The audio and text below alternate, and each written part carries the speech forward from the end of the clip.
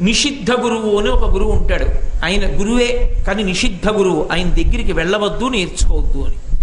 అంటే పూజలోనే కొన్ని చాలా వక్రించినటువంటి విధానాలు ఉంటాయి. ఉత్తరక్షణ ప్రయోజనాల కోసమని ఉగ్రమైనటువంటి అర్చనలు కొన్ని చేస్తూ ఉంటారు. అటువంటి పూజలు, అటువంటి విధానాల జోలికి వెళ్ళకూడదు. అలా చేసేవాళ్ళు, అలా నేర్పేవాళ్ళు ఎవరుంటారో వాళ్ళ నిషిద్ధ గురువులు అంటారు. వాళ్ళ దగ్గరికి వెళ్ళవద్దు, నేర్చుకోవద్దు అని చెప్పడం.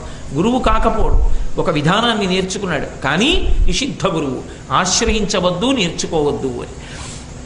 కాబట్టి సూచక గురువు, వాచక గురువు, బోధక గురువు, పరమ గురువు, నిషిద్ధ గురువు అని ప్రధానంగా గురువు 5 రకాలుగా ఈ లోకంలో తిరుగుతూ ఉంటాడు అని. ఆ గురువు ఎవరు అంటే సాక్షాత్ భగవంతుని యొక్క స్వరూపమే. గురువు మాటకి పరమేశ్వరుడు కూడా కట్టుబడతాడు. అసలు మీకు ఇంకా విచిత్రం చెప్పాలి.